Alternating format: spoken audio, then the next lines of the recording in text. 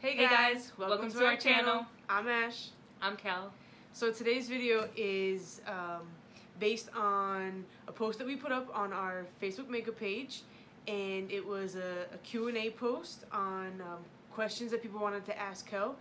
This video is based on Kel's Q&A first, and then later on we'll put up a post for myself, and we'll do a Q&A for me, and then shoot that video at a later date. So this is not rehearsed. This is going to be as raw as possible. Seriously, now would be the time to grab your drinks, your tissues, and there's no editing. We're not cutting nothing. So, you know, someone sneezes, it's in the video. I'm reading all the questions. See what I'm saying? I'm reading all the questions off of our post on the Facebook page. So, like I said, no rehearsal whatsoever.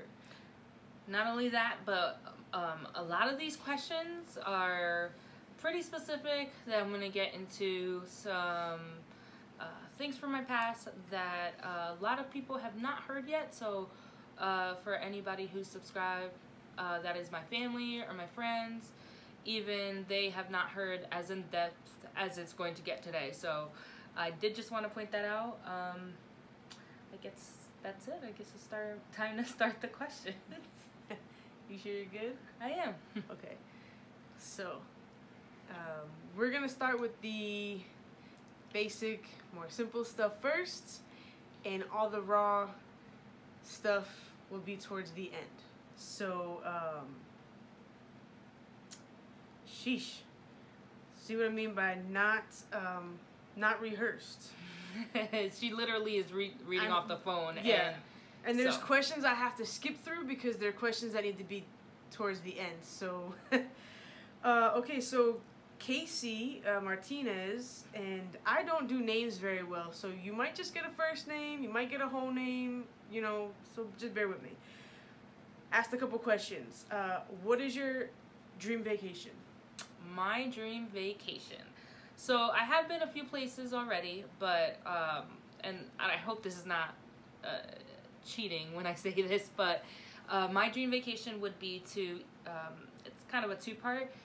I want to travel the world. So I want to in one trip, however long it takes, go through all the states in the United States.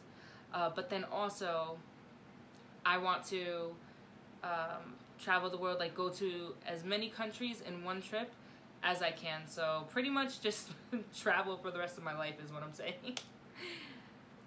Okay, well, followed up with that question then would be, what is your dream job? Because you're going to need some kind of money for that trip. My dream job, that is tough. Whatever, I guess that would be my dream. Something that would have to do with reaching out to people. Like, for my dream, that's always what I wanted to do, especially from my experiences.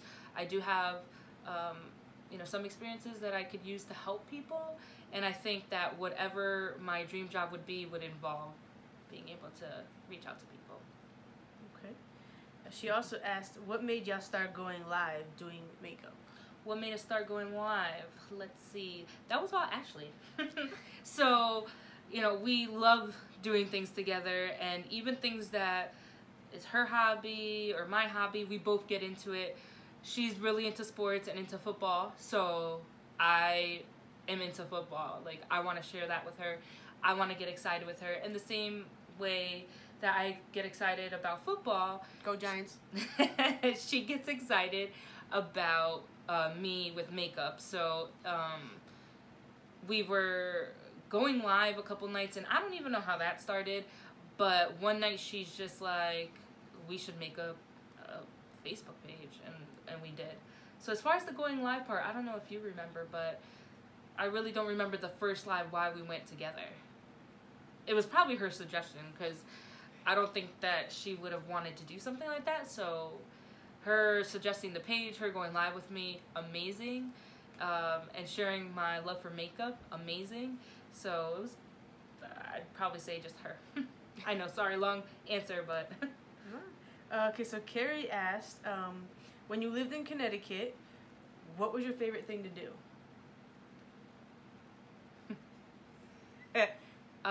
So I don't have many good memories of Connecticut. I hate to say that, but you know, I feel like a lot of times people remember the bad more than they remember the good. But I...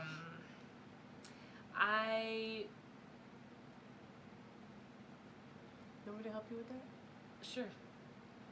Seaside. I loved going to the beach. So sometimes even when I would skip school, don't tell my mom, I would even skip school to go to the beach. So over here, the beach, if we wanted to go, it's about an hour at least away. And over there, it's 5 minutes away. Or if you lived like, it was in my same city, so it really wasn't far. So it was the thing to do. It was actually just so regular for us. And then coming over here, I'm like, oh my gosh, I miss it so much. It was right there.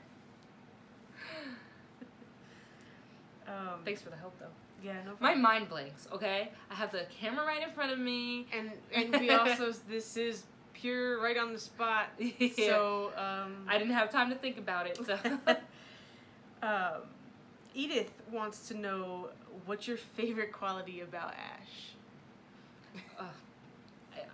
That sucks. I have to stick to one because there are so many qualities about Ash that are amazing. Yeah. This is not the time to get emotional. Sorry. We'll wait for that because I already feel it.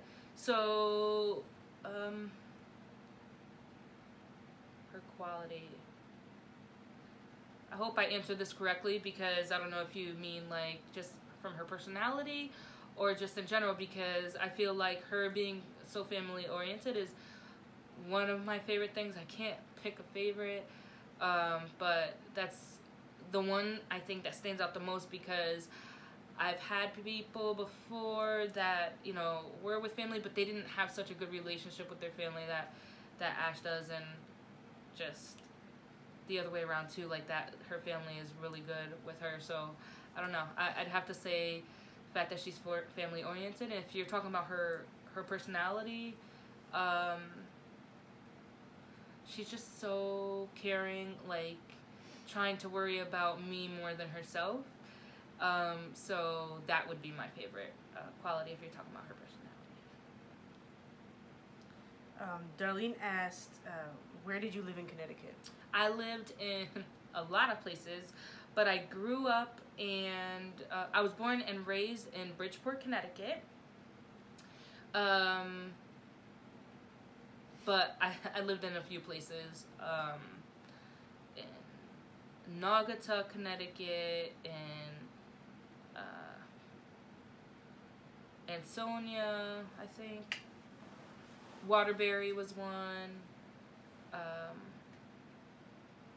Stratford. So, but mainly in Bridgeport. Stephanie asked, did you have Bella natural? I did have Bella natural.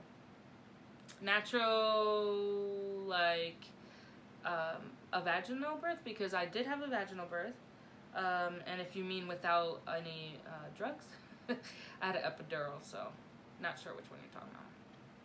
How long were you in labor for, also by Stephanie? So I believe it was 6 hours. I know this kind of on the shorter side. I know. Sheesh. So I went in at 11 at night, and she was born at 5:30 in the morning. I'm just rounding off, by the way. So yeah, about 6.5 hours. Is that 7.5? But I didn't really start labor at 11. That's just when I got induced and everything. So. Okay. Jackie asked, when did something start out badly for you, but in the end it was great? Is that a question you want to ask now? Or you want to... Okay. So, I would have to say moving to Jersey. When I first got here, I wasn't in the best position. I had just lost my job. I moved in with my mom and my uncle and my aunt. And I didn't even have a... Wait, did I have a car then? No, I did have a car then. So, I mean, it was just, it was hard. Being over here, you didn't know anyone, you kind of had to apply, and I was pretty much struggling, but so many things turned out great from moving here. I have my daughter, my beautiful daughter, Bella, and I have my post-it wife, my love, Ashley. So, yeah, I think that the move was a great one, even though it did start off a little rocky. No money. Oh boy. Jackie also asked, what weird food combinations have you tried that you really enjoy? I don't know if I would call it a weird food combination, but someone hates that I eat sardines and octopus. Weird food combination? Can you think of any? Since we've been together, you've never ate anything together that was weird. So. Oh, lately I've been eating tuna fish and pretzels. I don't know if that's a weird food combination. Okay. Some people at work were kind of. To your weird, gross. Does anybody else eat tuna fish and pretzels? Let me know. Put it in the comments. Whatever, sardines and octopus. Put that in the comments too. Come on, there has to be people who are crazy like me. I mean, we have people eating, 100-year-old eggs and willing to try the Satan's Toe challenge and that's not weird. Bean boozled. Like, who really wants to play bean boozled knowing that you're gonna eat something bad? Anyway, Jackie also asked, "What's your biggest fear?" My biggest fear is my daughter growing up and going through everything that I did. Jennifer asked, "What's your favorite breakfast food?" That would be, okay, breakfast or non-breakfast, because, in my culture, we don't always eat breakfast items for breakfast. We can eat, like, leftover rice and beans with an egg on top for breakfast. So that would be my favorite non-breakfast breakfast. But why are you laughing at me? But breakfast would be eggs over easy with home fries and toast and sausage and maybe bacon with some pancakes on the side. I love food. So basically the menu at IHOP. Yes. Okay, I'm sorry. Are you done laughing at me? Probably not. Get your laughs in now, girl. Yeah. Jennifer also asked, "What's your favorite late night snack?" It's like a Facebook Probably Live a dinner. My favorite late night snack would be dinner. Okay, but specify though, no. Rice, beans. Okay. It's like a Facebook Live all over with the food talk. Okay, she also asked, Jennifer, your favorite non-alcoholic beverage?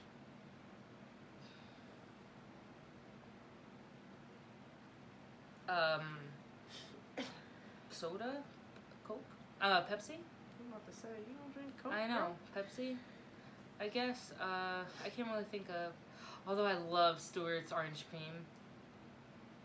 You gotta lighten the mood now. What is your favorite alcoholic beverage? Also from Jennifer. So, you guys, I bet, would guess that it is the Malibu Bay Breeze, but it actually isn't. My favorite alcoholic beverage is strong, so like Southern Comfort with lime. I would say that's my favorite. It's not the kind of thing that you want to drink on a live because it kind of get drunk quick, and you can't really drink it slow. At least like with the Malibu Bay Breeze, it tastes good, and you can drink it slow. I don't want to be on live like. Do you like Long Island iced tea? I do. That's my question. I do like Long Island iced tea. It's not my go-to, but yeah. Well, you said strong. That's strong. Yeah, but I also don't want a hangover or to be hurling or anything. So Jennifer also asked, what do you do to get rid of stress? And Keep this PG. Is there a way to get rid of stress? I would say sometimes either watch a Netflix program, and it's not really to get rid of stress, it's just to kind of put your mind at ease for a little while. Either take a long drive with some music. I love that. Especially late at night with in the summer, like with that cool air, like having your windows down a little bit. I love that. I used to go to the beach when I wanted to relieve stress in Connecticut, but it's not that easy now. Or just watching Netflix and just binge watching it. So, yeah, those are some things I do. Jennifer also asked, Jennifer! what would be 3 words to describe you? If I'm describing myself, fast-paced, loud, and determined. I'd say those are 3 really good words. How would you? What 3 words would you choose for me? I would definitely use loud.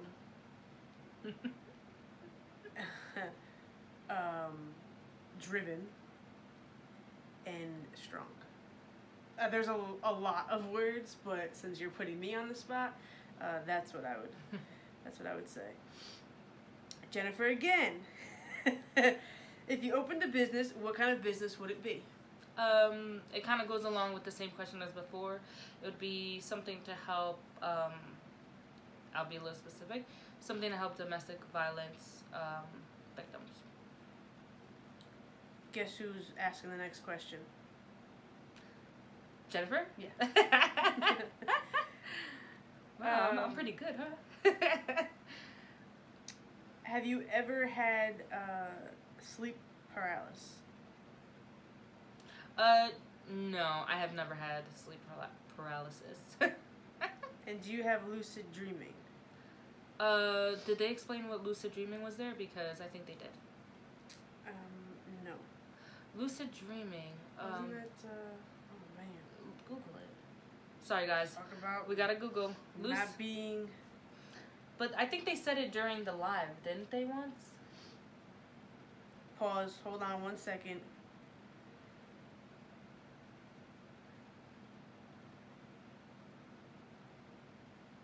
Oh, that's a song. Lucid dreaming. Here we go. So just in case anybody else doesn't know, a lucid dream is a dream during which the dreamer is aware that they are dreaming. During lucid dreaming, the dreamer may be able to have some control over the dream character's narrative and environment. I think I have. I think it's those dreams that I feel like I don't have control. Like I'm trying to wake myself up, but it doesn't work. But I can't be 100% sure that I have. I'm just going off memory, maybe. But maybe if I'm more conscious about it now, I was like, oh yeah, I just had a lucid dream. Okay, so the next couple questions are from Jennifer, so I'm not going to keep repeating her name. I didn't realize she asked that many. Jennifer Smith. Yeah, until I get to the next person. So the next question is, what bad habits do you have?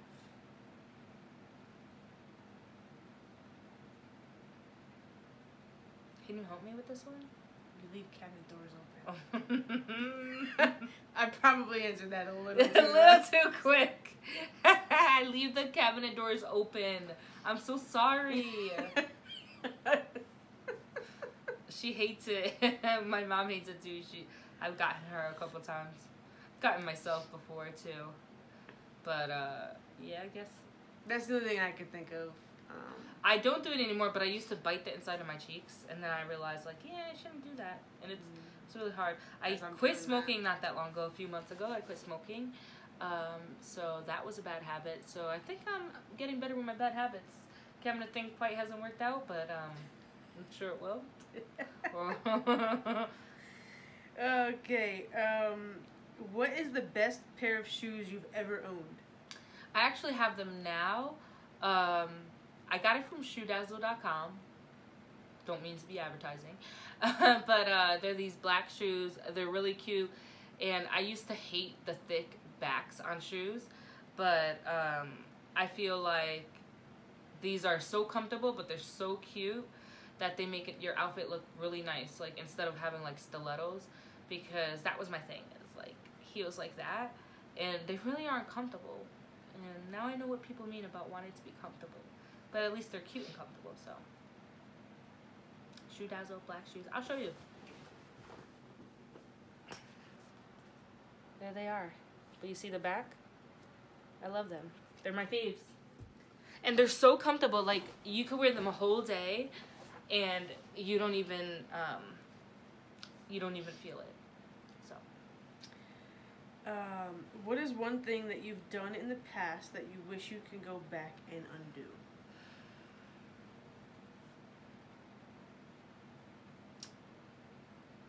Can we save that for later? I didn't catch that one. Yeah, I had a feeling. I didn't realize that question was in there. Sorry. But yeah. So we'll address that question at the end. Gidget asked, what kind of sweets do you like? I'm not really a sweets person. Okay. Also, are you a night owl or do you like to get up early? Both actually. I can run on little sleep and still be hyper. If you made me choose one, I'd choose the morning, which is really hard for me because I love the night. They both have their own things. It's really hard to choose. Okay. She also asked, where is your happy place? My happy place is with my family, specifically with the love of my life and my daughter Bella.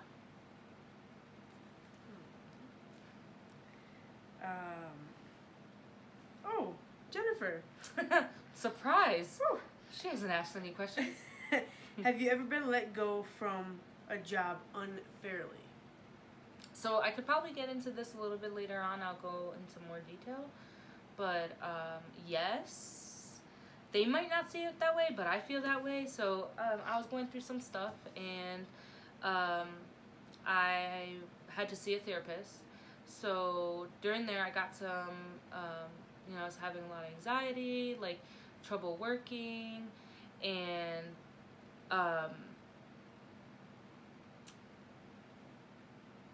so like the doctor would say I can be out of work. Sometimes, I think they kept me out for like a couple months or something like that, a month maybe, and I was seeing them, and when it was time to come back, I had to, like when the time was up, I had to like sign something from the doctor. I don't know, it was like, I can't even remember exactly how it was now, but it was like a catch-22. Like I had to, I was ready to go back to work. I felt like I was ready to go, and I went to work, but then they told me I had to go home because I wasn't released to go back to work. But then they said I wasn't in work, so I got fired because I didn't show up to work. So something like that. Can't remember exactly. Did that make sense?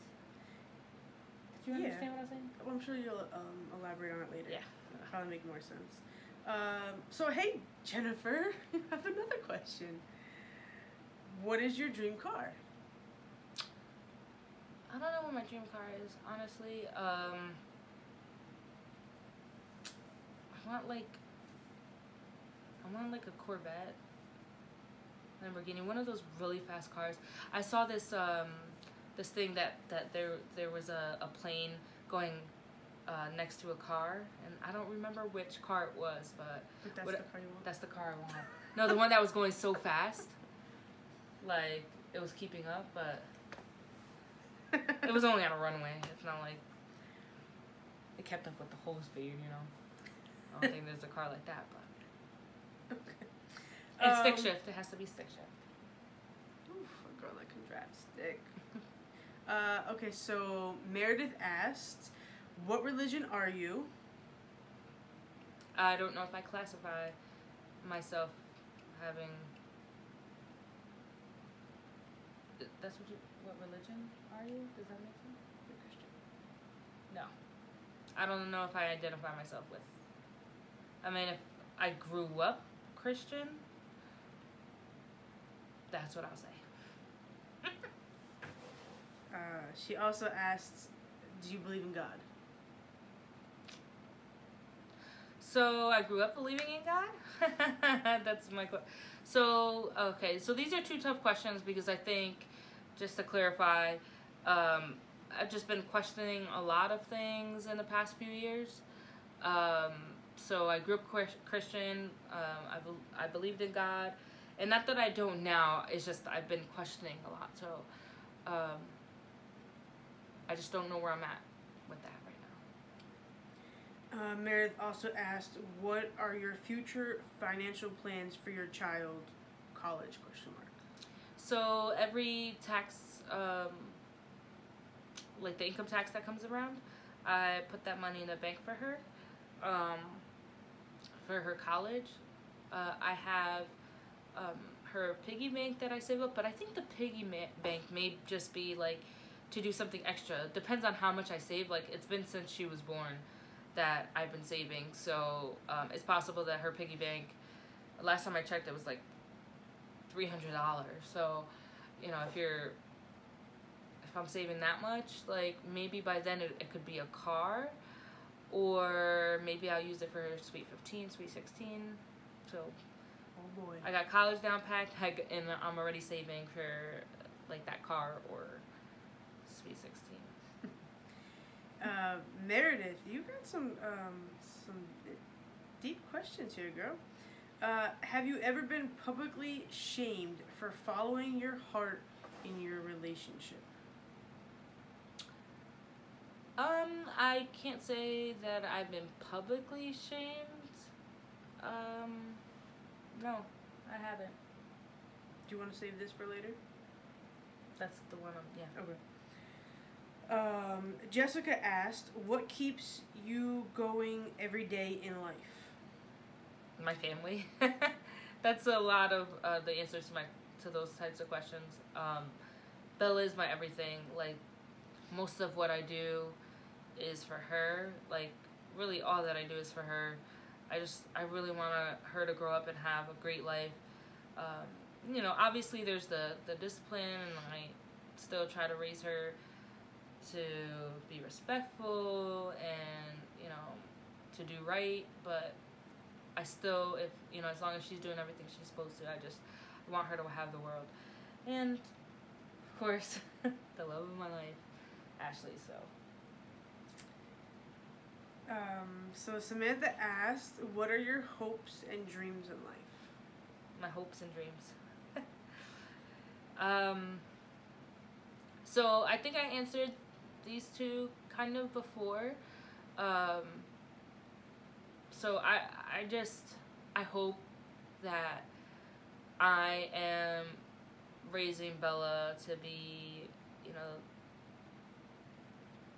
a great woman. Like, I know everyone makes mistakes, but it's kind of a fear of mine too that I'm not, you know, doing the right thing by her. So it's a worry all the time for me, but I try my best. So I hope that I am doing my best for her, and that when she grows up that she'll look back and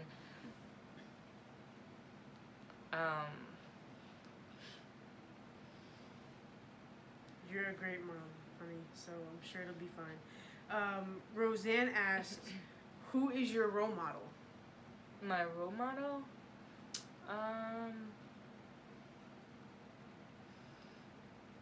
I mean, are we talking professionally? It all depends, because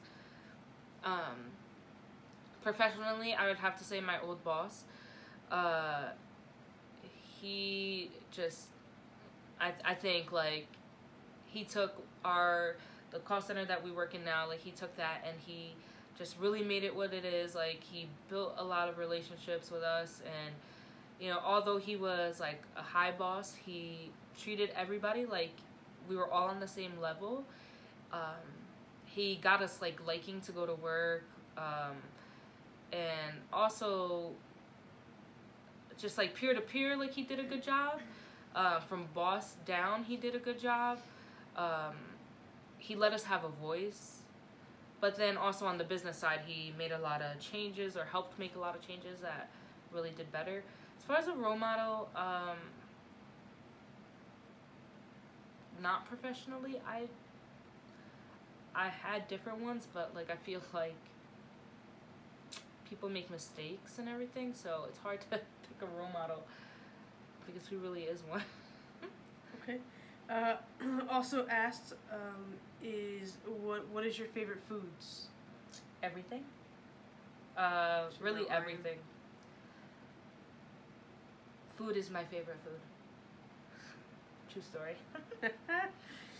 Also asked by the same person, where do you like to shop? If Ross was over here, I would love Ross over here. But I actually been loving Walmart lately. I can't get over it.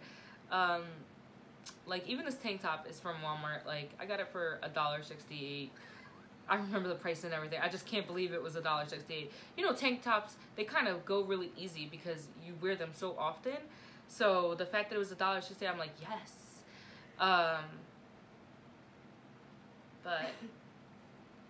yeah, I don't really like expensive stores. I like dressing cute on a budget. Is this Stephanie? Yeah. Okay, so another Stephanie asked, what makes you happy in life? What?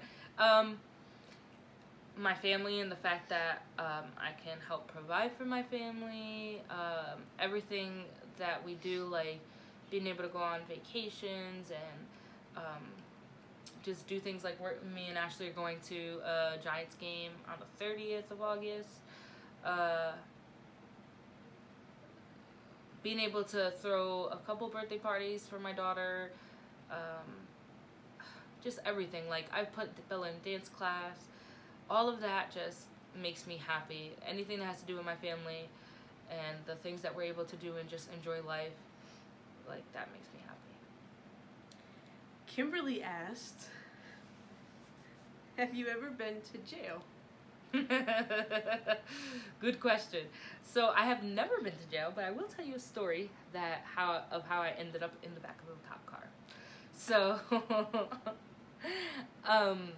so I was at school and my stomach was really hurting really bad. So I called my mom and I was like, Mom, can you please get me out of school? And so she calls and says like she's fine to get out of school. So they let me go. So my cousin decided to go with me and she was skipping school. But that's besides the point. Huh? Throw her under the bus. I didn't say which cousin. I have many. My family is a lot bigger than yours. Once you say cousin and you say she, we already know who you're talking about. No, I'm just kidding. True story. Yeah, probably. So we walked home and I was halfway home and the cops stopped us and they're like, you need to get to school. I didn't have a note on me or anything. So I had to, my stomach was hurting so bad, I was gonna be sick. So I went back to school. He took us in the back of the cop car back to school and I went back to the office, got a note saying that I could leave, so then I had to walk home. So I lived, 2 miles away from the school. And so I walked 1.5 miles and then I had to walk another 2 miles. Not happy. Anyways, so I'd never been arrested, but yeah. Interesting, right? This is Chili Baltimore? What made you get with Ashley? You love hearing this. Well, you know. Gotta make it What sweet. made me get with Ashley? If you're talking about like what attracted me to her, before I even knew about her, I can't really explain it. It's really hard, but I feel like I read people like really good, really well. I don't know how you say that, but even she said it at the beginning when we first started talking, like I'm good at reading people. She's got a degree in reading people. That's what she said too. And like there was just something about her that I had to know more about. Like I felt like she was gonna be what she is today, my everything. Like, I felt that at the beginning, and I know it's crazy, but I did feel that. And when she walked by me, I looked at her, and I'm like, she didn't know. She had no freaking clue. And I'm just like, in my head, I have to have her. If you're talking about after we started talking, it was a lot, like, that made me get with her. She has a great personality. She is so caring. She's funny. Like, we are, like, kind of similar, but we also have our, like, the things that we're opposite. So a lot of, like, our personality, we think the same. Like, even sometimes on live and now, like, you'll see us just say the same thing at the same time because we're, like, just on the same wavelength. We share the same values. Family is huge for us. Like, the holidays is huge for us. Birthdays is huge for us. All of that, and that makes it so easy. Like, you never know the importance of those things. You, like, for me, before in the past, I thought they were so little, but they were actually so huge. And when I started talking to Ashley and I realized that she shared a lot of those things with me, I was like, this is perfect. She's perfect. Great personality, into family, shares the same values. Like, really, like, that's perfection right there. So, yeah, that's why. Oh, honey. My tissue's a little earlier than I thought. That's dramatic. You're so dramatic. Okay.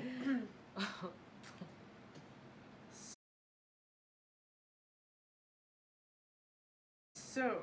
Are we getting into it now? So all of the quote-unquote basic questions are done. So, okay, so you're about to start them? Yeah. All right, remember which order. So I do just want to say, Ashley's going to ask me the question, so if I do end up getting emotional at all, she'll probably just give me a second and then continue rolling. So sorry if you have to sit through that, but I just want to make sure that I answer the questions in detail, exactly, everything I want to say. And the other thing I want to say is that if you've been through anything that has to do with domestic violence, before you watch this, I just want to warn you, just in case it's things that you may not want to hear or that might trigger something. So just know that before we continue. I don't know that I'm ready. It's okay.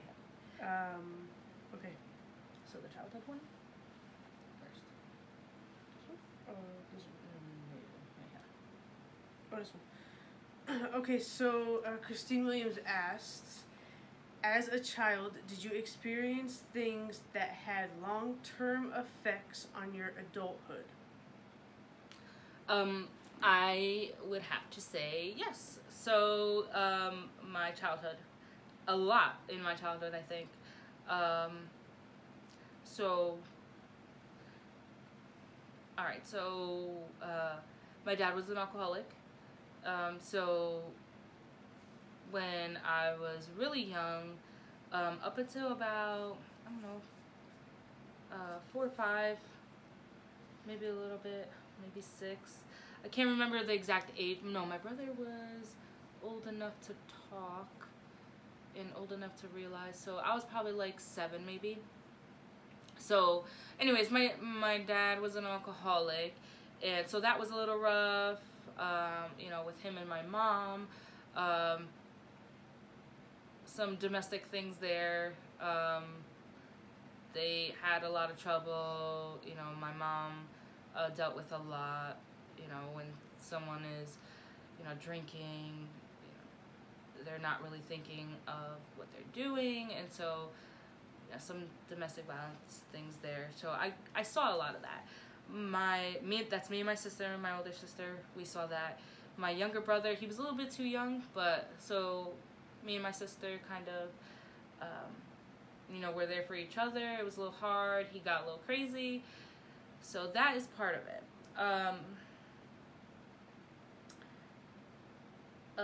If we fast forward a little bit to when I was a teenager. My mom and my dad divorced when I was 10 years old. And when I was around that age, or maybe like 12, my mom ended up getting with my stepfather. And he was a drug addict. So we dealt with a lot of things there. So I met my stepsister, which I never say my stepsister, it's my sister. But I met her, we developed a bond, so that's great. But we also got to see a lot of things, like the first thing I remember is going to we used to collect all these Disney movies, and we had them in those old cases because it was the cassette, the video cassette, so it was kind of huge. And we kept it in these cabinets, and we had hundreds. My mom kept inventory of it and everything. And we went to go pull out one movie. We were trying to find it.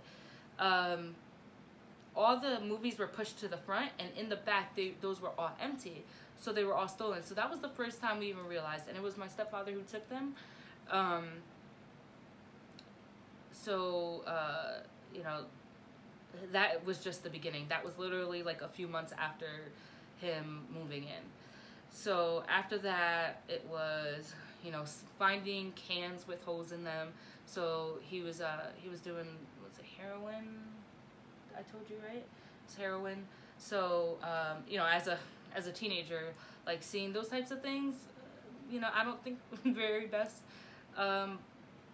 You know, sometimes seeing him high. I never actually saw him do it. It was just, for me, like, and my brother and my sister, like, being in the same house as him, like, having to listen to him, like decisions being based off of what he wanted, all those things is kind of like, for a drug addict, like, that's how it felt. There was times, like, he kind of would get a little crazy. So one time I remember my mom had enough, and she's like, I'm leaving you, or whatever. She left the house, and it was me, my stepsister. I'm just saying stepsister because so that you guys can kind of get the picture a little bit better. So his daughter. So me and my stepsister were there, and my mom just left. She took the car, she left. She told him he was done. She was done, and you know, he was like freaking out. He's calling her off the hook and everything. And finally he's coming to us, and he's like, you got to tell me where your mom is. And he's talking to me and my sister, and it's like, tell me where she is, please tell me. And we're like, we don't know. And we really had no idea. We had no idea where she was. She said she would be back, and we were just like didn't know what was going on. Didn't know what was going on, so we were just like shocked.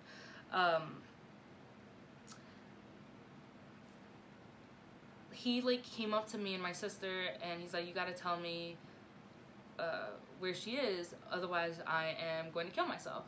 So you know, that was like something that really stuck out in my head. Like, he started slitting his wrists in front of us, like, and obviously it wasn't deep enough for him to do anything because he's still alive, but you're not thinking about that when you're, you know, when you're that young. You're just thinking about, oh my gosh, like, you're freaking out. And we were crying, and, you know, all we had was like each other, and we were holding on to each other. Like, we were calling my mom because we were like, this is freaking us out, and we don't want to have that on our hands, and like, it's just too much for a teenager. So like, that was one thing. Another thing was, my brother just reminded me of this the other day. It was just kind of like the kind of people that we were around, like the guys that he would hang out with weren't the best. So they were also recovering drug addicts. I don't know if they were currently, but it's supposedly like in a drug program they were. So it was just not the best environment. And at 15 years old, I decided that enough was enough, and I decided to leave. So I was going with my mom somewhere, and I forget exactly what happened, but whatever decision she made as we were leaving was based on whatever he said. So I was upset about that, and I know it was a little childish now that I look back on it, but it was just more like being hurt, like that his word meant more than, or not that his word, his decision or his wants and needs like were more than what I wanted. So I decided that I was done. So at 15 years old, I moved out and never turned back. Okay, so Meredith asks, were you ever in a domestic violence situation, and if so, how did you get out? So the answer is yes. And so I was in a couple of domestic violence situations. I don't want to try to diminish one as like being less, but I would have to say that the more recent one wasn't as bad, but it was there. But I will tell the story as far as the one that was more often and more serious. But so I was married at one point, and it was young. So when I moved out at 15, I moved in with, it would have been my future husband at that point. So we moved in as friends. And I stayed there for a little while, and then we decided, okay, let's, be more. So we, a couple months later, so before I turned 16, we decided to be boyfriend and girlfriend. So I had to learn a lot of rules living with him, because we did end up, like, we did live in a back room type of thing. It was really closed off. And I thought that was better than living back home, so I stayed there. And looking back at that too, it was so stupid. I lived in a room, like, I was kind of hiding for a little bit part at the beginning, so I had to use the bathroom at certain times. I couldn't just go in there and cook. I didn't have a job at the time, and so it was really hard. Like, he would work, so I would have to wait to eat till he got home, use the bathroom, same thing, unless I wanted to find a place and walk there to go. But like I said, that was better than the alternative, so at least in my mind.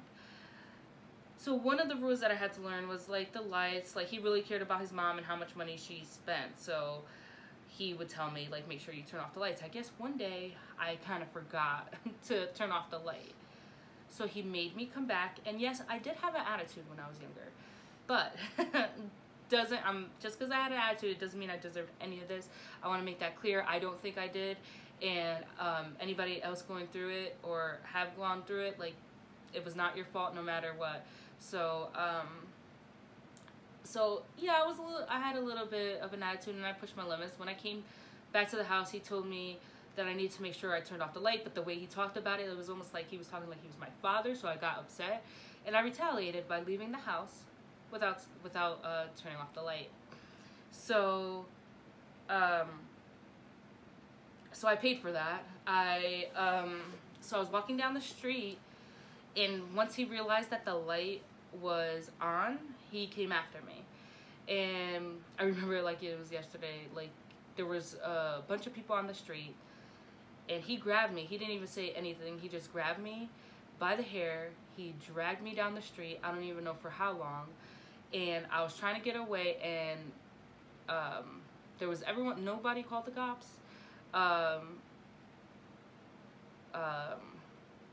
After he was done roughing me up and hitting me and dragging me down the street, like, I ran. My dad lived pretty close. He lived around the corner. So I was just like, if I could just run there, like, I'd be okay. And I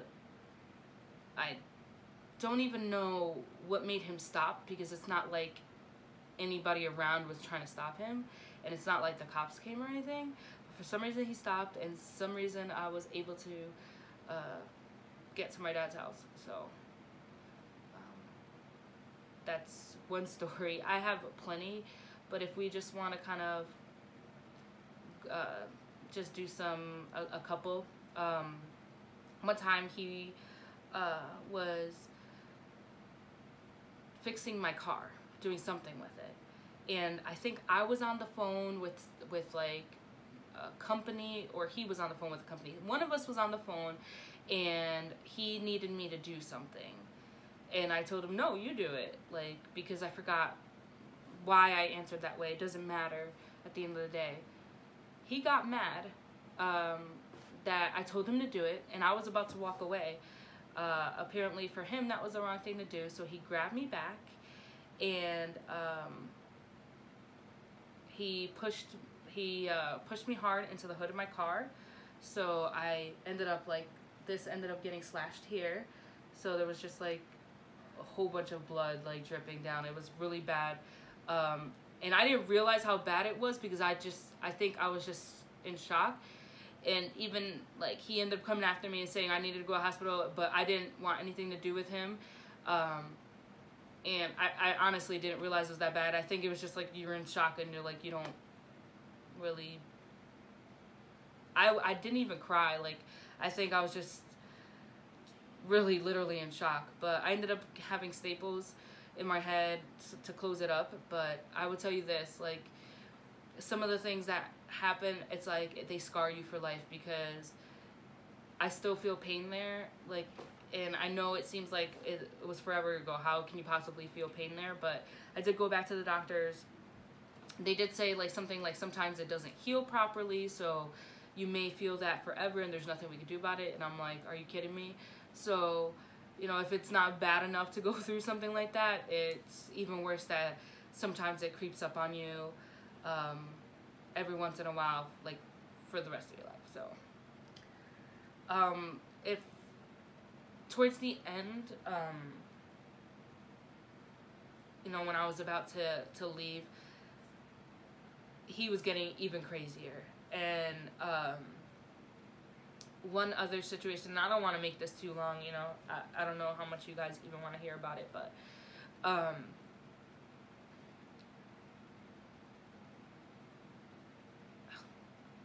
I forget.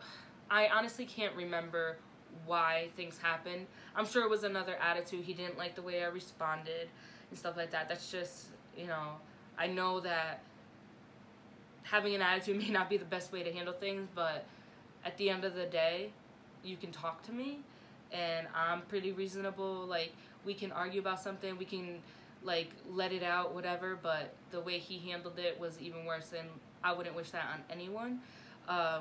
So I possibly had an attitude this night, and we were in the car, we were about to go into the house, and I forgot what I said, but since I was like this, I don't know if he was on, I was like this, so he was on this side. So he got so mad that he kept punching me in my ear, like just here, like so many times, like to the point that I lost my hearing in my ear, and that lasted for a while. I don't even know, like I got it checked out, and they said that it wasn't bad, but then I didn't hear not a thing, I'll tell you that. I ended up going to my car and just driving around for a while until till he was more calm. I don't think I came back till like 6 in the morning because I didn't want to come home, because I just didn't know how upset he was, and I just didn't want it to go further. The other couple times that I remember was I was about to actually leave him, and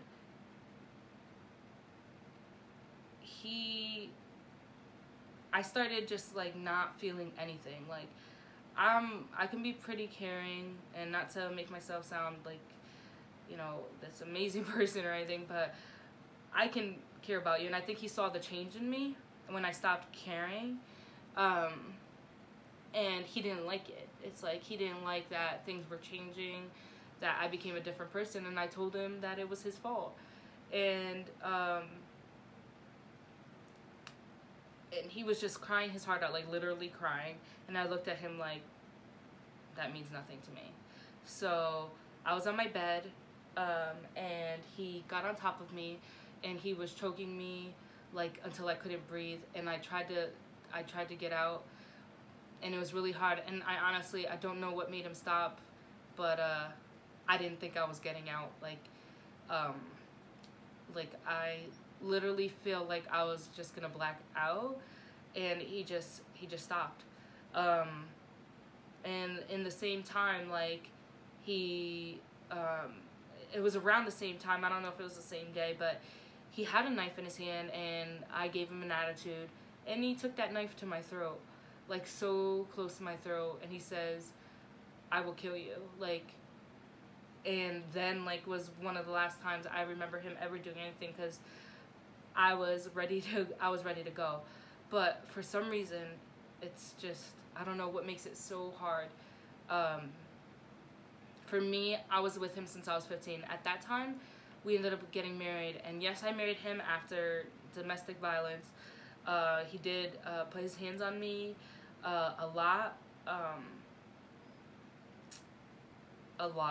and I still married him. So huge mistake.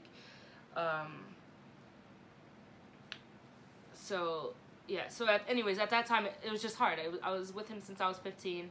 When I was ready to leave, I was around 22. And so it was kind of like all I knew. I kind of grew up with him in a way. And so it was kind of like not all I had, but I ended up having the security. Not that I wouldn't get hurt from him, but just more like it was just what life was now. And it was a little bit, I'm sure people have been in relationships longer than that, and you're just like afraid to leave because of that. I don't know, that it's just regular to you. You're afraid of going out of what has become the norm for you. Whether you, and you don't, he put in my head a lot that I was never going to find anybody who's better than him, because he always told me how faithful he was and stuff like that. And I won't even get into that either, but I ended up believing him that I would never find anyone who would love me the way he did and stuff. So I think, yeah, that's Okay, so the second part of that is, how did you get out? It took a while. Like, I did leave him a couple times, and I always came back. But I'd have to say my family and my one really good friend, if it wasn't for them, like, I wouldn't have been out. And it's not like they knew what was going on, but just spending a lot of time with my family made it easier. Like, I was occupying my time, and I didn't feel alone. And my good friend, like, although this wasn't the last time that I left him, but she really, like, she took me in. Like, when I wanted to leave him one time, she took me in. She even, got kicked out of one place for me, and we ended up living together. When I was trying to grab my stuff to leave, like, he tried to come at me, and she got in the middle. And she's much tinier than I am. Like, she's so skinny and much tinier, but all I wanted to do was grab my stuff, and he didn't want me to go. But I feel like even though she was so small, like, she was there to protect me.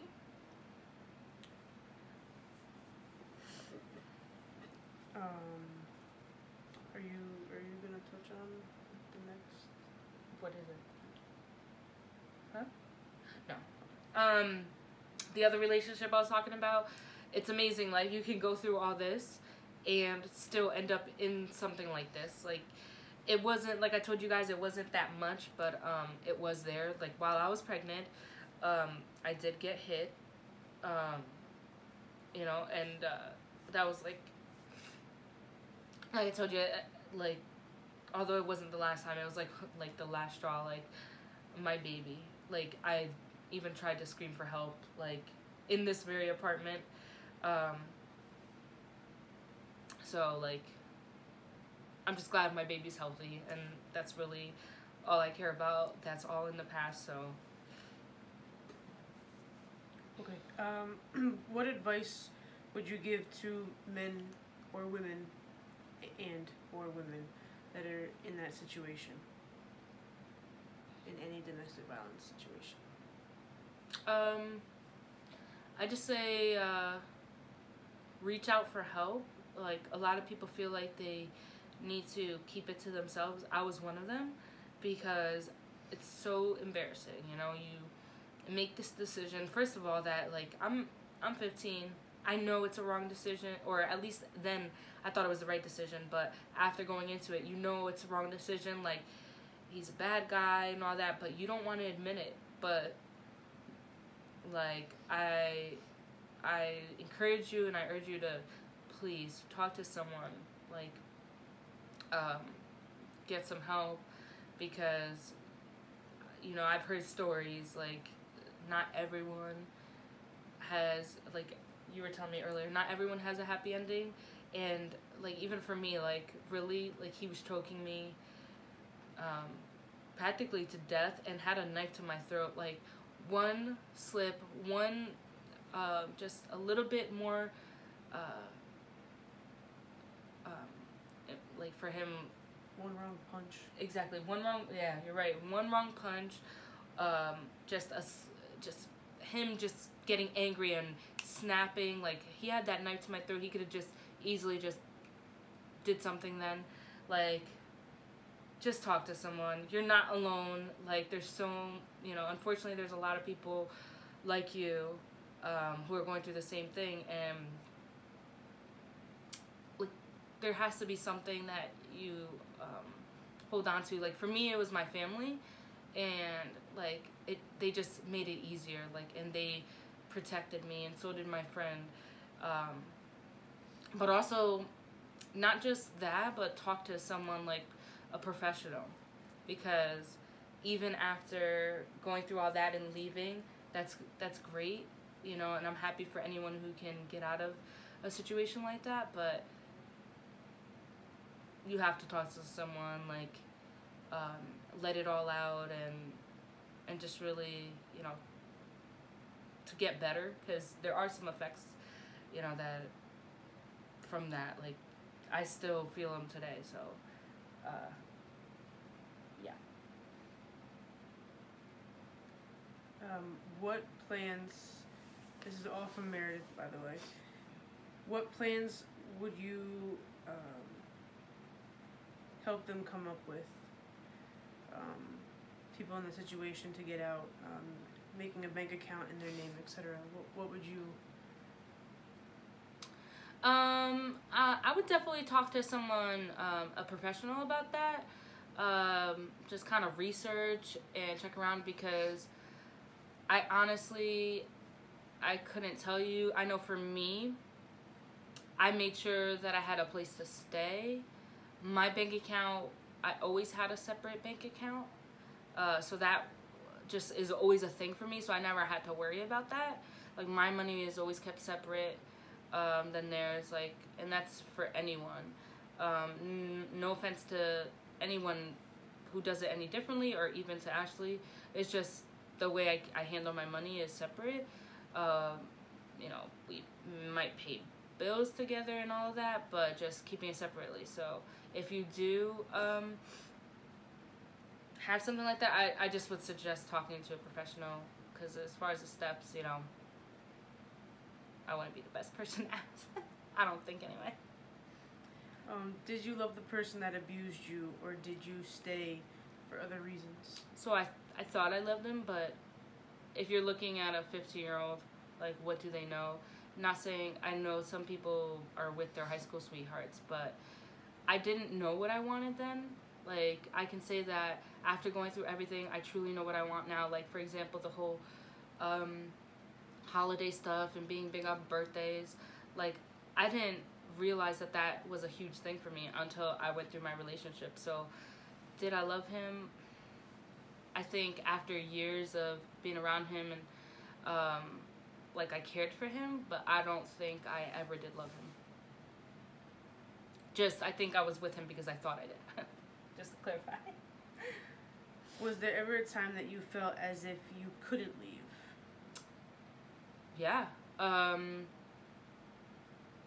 I think that for the most part, so it was a couple reasons why I didn't think I could leave. Like I said before, the embarrassment. Like, you leave at 15, you're like, I'm getting out of here, Mom. Like, you know, your dad is upset about it, your mom's upset about it, and you're like, I don't care, I'm doing the right thing, I'm leaving.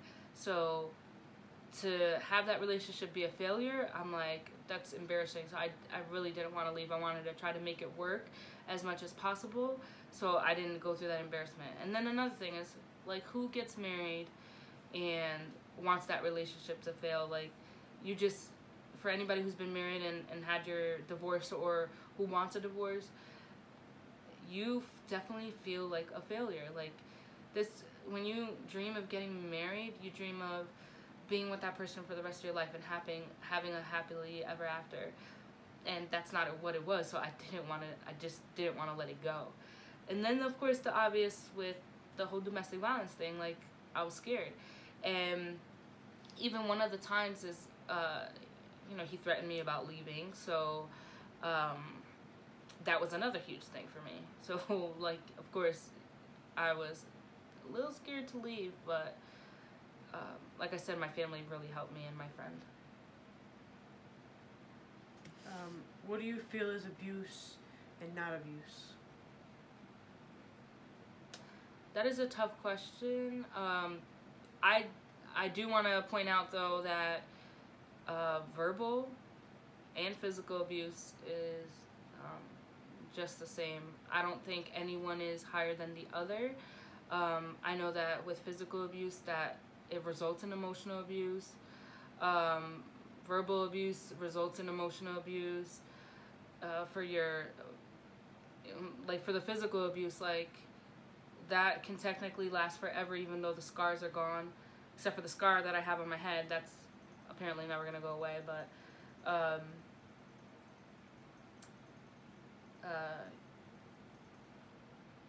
I guess just verbal, physical, emotional, all that is abuse to me. Even, like, if you take somebody and go like this and like go like that, like, I think that's abuse. So. Depending, though, on the situation. Can't be if you're joking around. Well, we're not talking about joking around. Yes, we're talking about clarify it. Yeah, no, we're not talking about joking around. Okay, so Christine, back to Christine. Mm-hmm. She asked, what's the hardest thing you had to overcome in life? The hardest thing I had to overcome was, it's the power that these people had over my mind. Like, it's amazing how one person could really control you and control what you do, control what you think, control what you like, control what you don't like. And, I never really became myself until after I was done with Bella's father. Like, I really, like, started looking around, like, who am I? Like, what do I like? What don't I like? And I'm still trying to figure it out. Like, I lived for them for so long, and you're talking about from 15 all the way up until, let's see, Bella's 3, so like about 26, 27. So, like, I never really found out who I really was as a person. A little bit of me was there, but I was so, like, beat down, and I mean that, like, metaphorically. Like, I just wasn't myself. I kind of was just whoever they wanted me to be. And trying to overcome that, like, it sucks to hear, like, or even to say that they had power over my mind, but they really did. Like, it was like a huge controlling thing. And I still have to overcome a lot right now with that. Like, I will let you know that sometimes I don't sleep very well. Like, I wake up in the middle of the night, panicking. I know poor Ashley, like, gets scared almost every night. Last night was a bad night for me. When it rains, and there's thunder and there's, like, hard rain, that's a really tough day for me. So if you ever see my attitude change for rain or thunder, like, that's the reasoning. And so although the question was, what was the hardest thing you've overcome? I know I'm still overcoming it, but I think I've come a long way.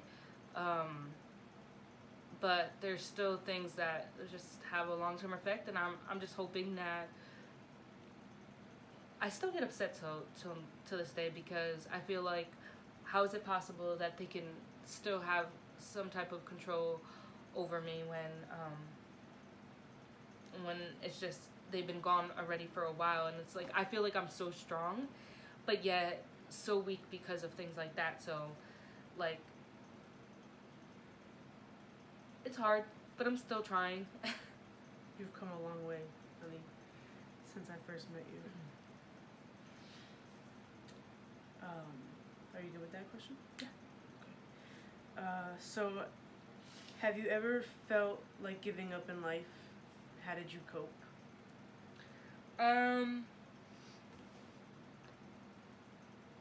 Yeah. I have. I didn't cope in very good ways. I drank a lot at one point. Before I moved to Jersey, like, I was drinking a lot. A lot. Like, from morning till night, I would be partying all the time. And, like, I would even show up to work like that. Like, it was bad. By the way, we worked together. Like, we didn't meet there. We met at school, but he got me a job somewhere. So I was there, like, in the same place. As I was leaving him, I was working in the same place as him. So it was really hard. So I was drinking a lot. And then, of course, I went to self-mutilation, which I ended up going to see a doctor, as I told you guys before. And you know, I think the doctor really helped, but it wasn't everything. And I just think that the best thing for me to do was just to leave that all behind. Like, I was born and raised in Bridgeport, and everything reminded me of everything that I went through. So moving was one of the best things that I've ever done. And I just felt like I had a fresh start. I'm not saying that that's the best way to go. I just think for me that was the best way to go. Was you alone, or have family and friends? I'm guessing to help you cope through that. Yeah, well, I answered that. My family was definitely helpful.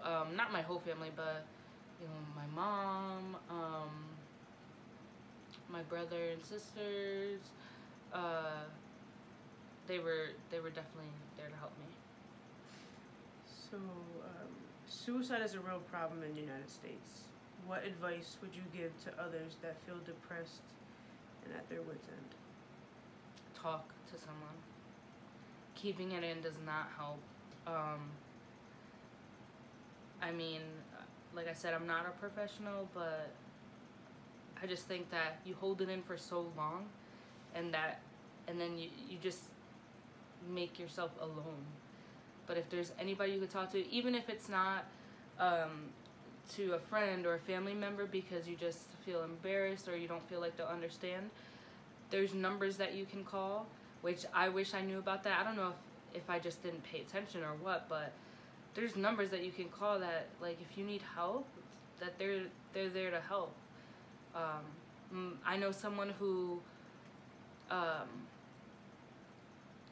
has actually someone we work with who visits people who've been through domestic violence cases. So, like, they tell them their rights and they talk to them and all of that. Like, if I knew stuff like that, like, I feel like I wouldn't have felt as alone, because I didn't want to tell my family and I didn't want to tell my friends. So I would have been able to talk to someone who didn't know me and would be able to talk to me about it, even if it was just to talk. So yeah, there's suicide hotlines that you can call, or talk to a family, talk to friends, talk to psychologists, psychiatrists, whoever it is that you need to talk to. Just, you know, keep yourself open to that, because keeping it inside is no one good. So that's all the questions from the Q&A. If there's Anything else you want to share? That's up to you. If there's, I don't even know. So, I hope Kel answered everything. You are absolutely amazing and the strongest person I know for even going in front of a camera, for everybody to hear this. So,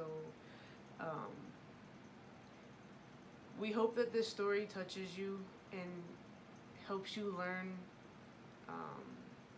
maybe through her experiences, and that you are not alone. And you know, she didn't even give you all the details, which there's a lot of things she left out for good reasons, but you get the idea of what she's been through. And for someone who can go through something like that, she's living proof right here that she has an amazing daughter. She has found love. She has an amazing roof over her head, a car, money in the bank. She doesn't need me at all for any of that. And she was doing just fine before she even met me with all of that stuff. And that right there is just living proof that anybody going through anything like that, you can, you know, you can get out and you can have a life like the life that Kel has created, maybe even better, maybe not as great, but you can do something about it and you don't have to settle for what you may be going through. Yeah, I mean, there was nowhere in my mind that I thought that this would be my life now. Like, they beat me down, like, they tore me down so much that I didn't think that anybody would ever love me, that I was disgusting, that I was stupid, that I didn't deserve anything more. And that is all that I thought. So, like, I was afraid to be alone, so I stayed with, you know, either one of them. And finally, like, when I left and being away from them for a while and finding Ashley, like, I couldn't ask for more. Like, and if anybody should learn anything is, you know, first, that you're not alone, that there's many options out there, and whatever they tell you, like, don't take their word for it. Like, you will find better, because whatever they're doing is probably on the worst side. So really anything is better, number one, and number two, like, there's somebody for everybody. I found mine. And someone's definitely out there for you, so don't even hesitate. Like, just go. It's not good for you, and no, they will never change, no matter how many times they say it. So, you know, for me, though, if you don't find somebody who is willing to go through this with you and overcome the things that you're battling in your head with you, you should probably leave them too, because that's not going to help you. And I'm not saying I'm the best person in the world by far, but I've accepted, and the best I can anyway, and embraced all of the stories that Kel has told me and all of the things that she's trying to get over, and I'm willing to take that journey with her to the nights of no sleep and getting woken up out of my sleep, scared to death. You know, she jumps, I'm jumping, and I'm willing to go through that because I love her. So, and there's a million other different things that I'm willing to go through with her, because I know that in the end we'll get through it together. And if you're not with somebody who's willing to take that, you know, speaking from somebody who is with somebody who's battling a domestic violence issue still to this day in their head, you know, it takes a lot. And if the person you're with isn't willing to understand and wait and help you through it, I think you should be out of that one too, because it does take a toll on the other person. But, you know, I love her to death and I'll ride it out. And even if she doesn't overcome the things that we're hoping she does, you know, I'm still here. I know. So that's my take on being the person to date somebody who has gone through hell. And you are definitely the woman you are today because of it. And I know it sucks to have to go through all of that stuff, but you probably wouldn't be who you are today if you didn't experience all of that. And you definitely would not appreciate the love that we have and the relationship we have. So it's a blessing in disguise for some, not all. In Kel's situation, we've talked about it, and in Kel's situation, that's what it is, and she'll even tell you herself. But